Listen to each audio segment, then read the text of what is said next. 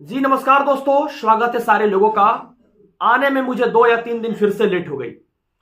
माता जी का तबीयत खराब था और हार्ट पेशेंट का समस्या ठंडा में थोड़ा सा अलग हो जाता है और लगातार मैं परेशानी से घिरा हूं और ये आज से नहीं बल्कि 2007 से यह प्रॉब्लम है। इसको शब्दों में व्यक्त मैं नहीं कर सकता हूं, लेकिन सारे भारत के लोग इंतजार कर रहे थे कि कब आएगा सत्यम और अपना बयान देगा एनआईओएस पर। सबसे बड़ी समस्या आप लोगों के अंदर जो थी, आज उस सारी समस्या को निकाल देंगे। पन्ने दर पन्ने हर एक विधि व्यवस्था को खोलेंगे, उसके साथ साथ हर एक चर्चा को करेंगे जो कोर्ट में हुई और आने वाले समय में, आने वाले दौर में क्या क्या होगी।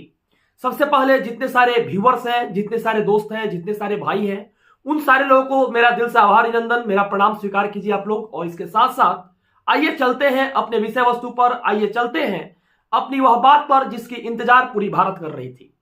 एनआईओएस कैंडिडेट जो कि कल परसों सुनवाई हुई थी और आपने देखा होगा बीते दिन पूरे बिहार के अंदर एक अलग हलचल मची हुई है, क्योंकि बिहार में बहाली हो रही है और बहाली को लेकर, टीआरई 3 को लेकर, इसके साथ साथ एनआईओएस जो भी कैंडिडेट हैं उन सारे में एक अलग उमंग सी आ गई है। और बहुत सारे न्यूज चैनल्स ऐसे हैं जो कि खबर के माध्यम से बताएं कि एनआईओएस इन कर गया। आखिर क्या इसकी सत्यता है? इस सत्यता के आधार पर भी बात किया जाएगा। इसके साथ साथ हर एक विधि व्यवस्था को समझा जाएगा। सबसे पहले Vishwanath versus state of Uttarakhand का केस जाती है सुप्रीम कोर्ट के अंदर और वो 12 तारीख के दिन सुनवाई होने वाली थी। और 12 तारीख के दिन जो सुनवाई होने वाली थी, वह सुनवाई के अंदर बहुत सारी विषय वस्तु को रखा गया और 18 महीना इक्वल टू 24 महीना उसको प्रूफ किया गया सुप्रीम कोर्ट में। और बहुत सारी बयान ऐसे थी जिसको तर्क के आधार पर दिया भी गया था और उसकी जजमेंट अभी तक क्या है, उसकी जजमेंट क्या होने वाली है, इसको मैं अंततः तक बताऊंगा। हर एक पन्ने को खोलूंगा, इसलिए आप वीडियो को मिस करके दूर मत जाइएगा। अगर दूर जाइएगा तो आपको पूरी तरह से समझ में नहीं आएगी। आइए चलते हैं Vishwanath versus state of Uttarakhand में हुआ क्या था, इसकी चर्चा करते हैं। पूरी इस केस में 10 हेयरिंग हुई है। पहला हेयरिंग में तो होता है एनेक्सर पे, उसका इंट्रोडक्शन केस का दिया जाता है। दूसरी हेयरिंग में जो आपकी विधि व्यवस्था है उस विधि व्यवस्था को बताया जाता है। तीसरी हेयरिंग में आप देखे होंगे कि जब विधि व्यवस्था को बताने के बाद जब हेयरिंग होने लगी, सारी विषय वस्तु पर चर्चा होने लगी, तब एनसीटी और एमएचआरडी को चौथा और पांचवा हेयरिंग में बोला जाता है। छठा सातवां हेयरिंग में सारे लोगों से बहस होती है। 8वां हेयरिंग में निष्कर्ष के लिए सारे लोगों को नोटिस किया जाता है और 9वां हेयरिंग में भी बहस होता है, सारे लोग आते हैं। और 10वां हेयरिंग जो बीते दिन हुई थी, इस हेयरिंग के बाद अभी तक इसकी जजमेंट आई नहीं है और पूरे भारत के लोग इस जजमेंट का इंतजार कर रहे हैं। बीते दौर में आपने देखा होगा तमाम चैनल के माध्यम से पहले ही खुशी मनाई जाने लगी एनआईओएस को लेकर।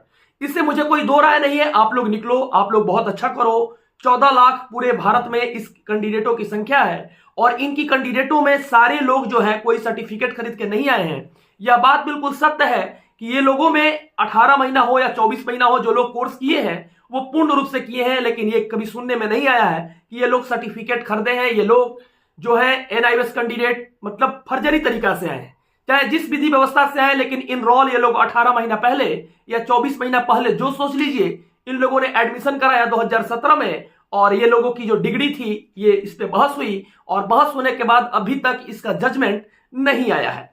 सबसे पहले मैं बात करूंगा सारे लोगों के लिए। देखिए, समय के अभाव के कारण मैंने पूरे वीडियो को नहीं देखा है, इसके लिए मैं क्षमा चाहता हूं। कुछ लोगों को बुरा लगेगा और कुछ लोगों को अच्छा लगेगा, लेकिन मैं निष्पक्ष रूप से हर एक विधि व्यवस्था को बताने का कोशिश कर रहा हूं। और कोशिश में मैं यह कह रहा हूं कि सबसे पहले आप गूगल क्रोम के अंदर जाइएगा। गूगल क्रोम हो या सर्च इंजन जो भी आपके पास हो, उसमें जाइएगा और जाने के बाद सुप्रीम कोर्ट लिखिएगा। सुप्रीम कोर्ट लिखने के बाद आपके पास एक इंटरफेस खुलेगा, उसमें डायरी नंबर का ऑप्शन आएगा। आप लोग सामने स्क्रीन के ऊपर सारी विधि व्यवस्था को देख रहे हैं। डायरी नंबर पर जैसे क्लिक कीजिएगा, आपके पास जो डायरी नंबर है 4961 को पिन कीजिएगा, 2024 रहेगा और कैप्चा जो भरना है उसको भर दीजिएगा। उसके बाद जैसे ही क्लिक कीजिएगा, क्लिक करने के बाद टोटल भरने के बाद आपको ऑलरेडी एक इंटरफेस खुलेगा जिसमें एक ऑप्शन आपको मिल जाएगा नीचे व्यू का, VIEW व्यू का एक ऑप्शन मिलेगा, उस पर क्लिक कीजिएगा। क्लिक करने के बाद जब आप जजमेंट के ऊपर जाइएगा, एक इंटरफेस खुलेगा, फिर आपको पूरा स्क्रॉल करके ऊपर जाना है और जजमेंट के ऊपर जाइएगा। तो जजमेंट के ऊपर जाने के बाद आपका जो इंटरफेस है, जजमेंट में क्लिक कीजिएगा। तो आखिरी जो जजमेंट है वो 19 तारीख के दिन शो कर रही है, लगभग 19 है, या डेट मिसमैच किया तो आप कमेंट बॉक्स के माध्यम से जरूर बता दीजिए कि वो तारीख कौन थी। अभी तक ये जो सुनवाई हुई है इसकी जजमेंट नहीं आई है, और जब तक जजमेंट आ नहीं जाता है तब तक हम और आप इस पर ज्यादा बहस करें वो उचित नहीं है। बहुत सारे यूट्यूबर्स, बहुत सारे लोगों का यह बात मानना है कि एनआईवीएस कैंडिडेट आ गए हैं। चलिए, स्वागत है आपकी। अगर आपने लड़ाई लड़ा, आपने मेहनत किया और आपको इसकी प्रतिफल मिलती है तो यह बात बिल्कुल सत्य है कि चलिए, आपने जो मेहनत किया, आपने जो ताकत लगाए, इसके लिए आभार, अभिनंदन। लेकिन एक बात मैं जरूर कहूंगा कि जजमेंट का इंतजार पूर्ण रूप से कर लिया जाए, क्योंकि सुप्रीम कोर्ट के जजमेंट के पहले इस तरह का अनर्गल बातें करना उचित नहीं है। क्योंकि किसी व्यक्ति ने, मैंने भी संविधान का वह अनुच्छेद के जितने सारे सारांश उन अनुच्छेदों को पढ़ा हूं और जानता हूं, जब तक जजमेंट आ नहीं जाता है तब तक उस पर दावा नहीं किया जाता है। और एक बात मैं बता देता हूं कि बीते दौर में एनआईवीएस कैंडिडेट जो हमारे साथ आंदोलन किए थे इस वैकेंसी को लाने के लिए, इसमें कोई दो राय नहीं है, ये लोग बहुत मजबूती से अपना कदम उठाए थे, रखे भी थे। लेकिन जो निष्पक्ष रूप से मैं बात कह रहा हूं, एनआईवीएस कैंडिडेटों की क्या हालत जजमेंट के बाद होगी, वो आ जाते हैं तो टीआरई 3 में क्या इसकी प्रोसेस होगी, क्या सरकार कुछ इसमें कार्य करेगी या नहीं करेगी, ये आने वाला वक्त बताएगा। लेकिन अभी मैं यही कहूंगा सारे लोगों से कि आपकी जजमेंट अभी लोड नहीं हुई है।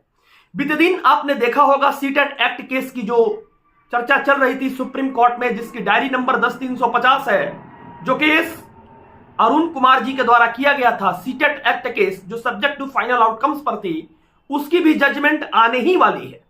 लगभग 3 मंथ हो गई है इसकी सुनवाई का, अभी तक इसका जजमेंट आया नहीं है।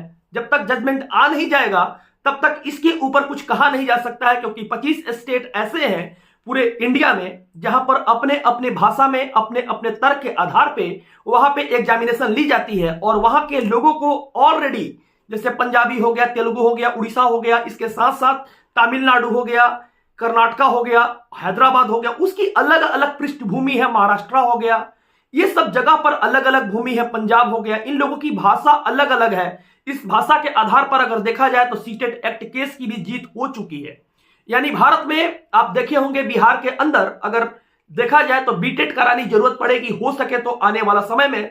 जब तक यह जजमेंट आ नहीं जाता है तब तक इस पर भी मैं कुछ कहूंगा नहीं, इसलिए मेरा इशारा ही काफी है कि आप लोग समझ रहे होंगे कि 25 स्टेट को गला घोटने वाली इंडिया की सुप्रीम कोर्ट नहीं है। और आपको मैं बता देता हूं कि आने वाली दौर एक दौर ऐसी होगी जो इस दौर से आपको गुजरना होगा। उस दौर के अंदर अभी बहुत सारी उल्टन पलटन बातें होते रहती है। बहुत लोगों का मानना यह है कि सत्यम तुम निगेटिव बोलते हो, क्या फायदा मिलता है निगेटिव बोलने से। ठीक यह बात टीआरई 3 को, टीआरई 4 को लेकर पूरे न्यूज चैनल्स में, पूरे जगत में, पूरे यूट्यूबर्स के माध्यम से, जितने सारे शिक्षक हैं उनके माध्यम से नवंबर में यह एग्जामिनेशन कराई जा रही थी। बहुत लोग के द्वारा ऐसा था कि 15 अगस्त तक, 15 दिसंबर तक आपकी पेपर की रिजल्ट आ जाएगी। क्या यह बात सत्य हुई? आने वाले समय में टीआरई 4 के ऊपर भी वीडियो में बनाऊंगा। लेकिन एनआईवीएस कैंडिडेटों की अभी क्या निष्कर्ष निकल कर आती है, इस पृष्ठभूमि को हम अपने शब्दों में व्यक्त अभी नहीं कर सकते हैं जब तक जजमेंट की आधारशिलता को मैं नहीं देख लूं, नहीं समझ लूं। बीते दौर के अंदर मैंने तमाम चैनलों को देखा, वीडियो को भी देखा, उससे निष्कर्ष ये निकलता है कि बेमतलब का बोलना, व्यूअर्स जो भी हैं वो ऑनेस्ट चीज देखना पसंद करते हैं। और मेरी व्यूअर्स ऐसे हैं जिनको सपना दिखाने का मैं काम नहीं करता हूं, सीना ठोक के जो काम कहा हूं उस काम पर आज भी अडिग हूं और कल भी रहूंगा जब तक यह काम पूर्ण रूप से पूरा नहीं हो जाए। तो एनआईवीएस वाले भाई, अगर आप रहोगे तभी डोमिसाइल नीति लग पाएगी पूरे बिहार में। मैं बता देता हूं सारे लोगों से, क्योंकि एनआईवीएस कैंडिडेटों के द्वारा ही आंदोलन की जो पृष्ठभूमि थी पूर्ण रूप से तैयार हुई थी। और एनआईवीएस कैंडिडेट अगर रहते हैं तो आंदोलन की संख्या में जो उनकी पुरजोर तरीका से जो लोग रहेंगे वो लोग आंदोलन करेंगे। इससे अच्छा है जो बाहरी कैंडिडेटों को हम लोग नौकरी देते हैं। बिहार एक बीमारू राज्य में सबसे अव्वल स्थान पर है। और बीमारू राज्य में अगर देखा जाए, किसी भी व्यक्ति से अगर पूरे देश में पूछा जाए कि बिहार की स्थिति पूरे देश में सबसे गरीब राज्य कौन सा है, तो लोग कहेंगे बिहार है। अगर यहाँ के लोगों की नौकरी लगती है तो यहाँ की पृष्ठभूमि और यहाँ की आधारशिलता, और यहाँ की एक तरह से देखा जाए तो आधारशिलता के साथ साथ यहाँ की जो जीडीपी है, ग्रॉस डोमेस्टिक प्रोडक्ट, एनएनपी जो है नेशनल प्रोडक्ट, एनएसएसओ है national sample survey organisation, EDI है इकोनॉमिक डेवलपमेंट इंडेक्स, इस तरह से जितना है उतना सारा चीज क्या होगा, धीरे धीरे ग्रोथ होगा। सीएसओ सेंट्रल स्टैटिकल ऑर्गेनाइजेशन, जितने सारे चीज है सारे चीज को ग्रोथ रेट मिलेगी और बिहार की विकास में एक अलग मार्गदर्शन मिलेगी। लेकिन यहां तक जो भी बच्चे हैं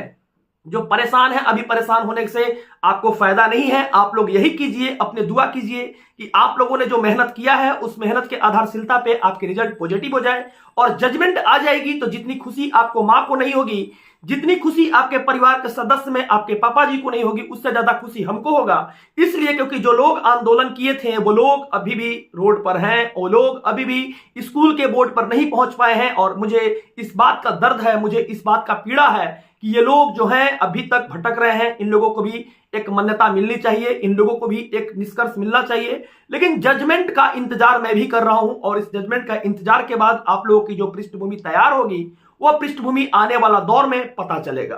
क्या ये जजमेंट आज आएगी या कल आएगी या सीटेट एक्ट की तरह 3 महीना फंसा देगी, ये सुप्रीम कोर्ट की अपनी एक आधारशिलता है, अपनी एक ओपिनियन है। इस ओपिनियन के साथ साथ जो जजमेंट होगा उस जजमेंट के ऊपर चर्चा किया जाएगा। लेकिन एक बात सारे लोगों को मैं यही कहूंगा कि आप लोग घबराइए नहीं। जो चीज आप लोगों ने किया, जो निष्कर्ष तक आप लोगों ने पहुंचा, जो मेहनत आप लोगों ने किया, इसके लिए मैं दिल से सैल्यूट करता हूं, इसके लिए मैं दिल से आभार व्यक्त करता हूं, ताकि आप लोगों को आने वाली दौर में एक नई पीढ़ी और एक नया जनरेशन में जो शिक्षक की दौर रहेगी, उस शिक्षक की दौर में आप लोगों ने जो मेहनत किया है इसको याद किया जाएगा। क्योंकि रिव्यू पिटीशन को एक्सेप्ट कराकर इतनी बड़ी फैसला को चेंज कर देना, अगर चेंज हो जाता है तो बहुत बड़ी फैसला रहेगी। इसका आधारशिलता एक ऐसा रहेगा कि आने वाले दौर में एक इतिहास बनकर हर एक व्यक्तियों के सामने प्रखर रूप से साबित होगा। जय हिंद। अगर वीडियो अच्छी लगी हो तो वीडियो को शेयर करें, इसको लाइक जरूर करें। अगर आप मेरी फैमिली मेंबर बनना चाहते हैं और आप मेरे साथ जुड़ना चाहते हैं तो निश्चित आप चैनल को सब्सक्राइब करें। अगर आपका मैं दुश्मन हूं तो चैनल को सब्सक्राइब नहीं कीजिए, इसलिए क्योंकि दुश्मन तो हमेशा दुश्मन रहता है, उसको और कुछ नहीं, निगेटिव बोलने से केवल फुर्सत मिले तब ना। लेकिन आने वाली दौर में यह एक ऐसी चैनल है जो हर एक पृष्ठभूमि को आपकी आधारशिलता के साथ दिखाएगी और हर एक पन्ने को खोलकर आपके पास पेश करेगी और पेश करने के तदुपरांत आपको एक ऑथेंटिक और एक एनर्जेटिक खबर देकर आपकी मानसिकता के अंदर जो समस्या है उस समस्या को दूर करेगी। जय हिंद।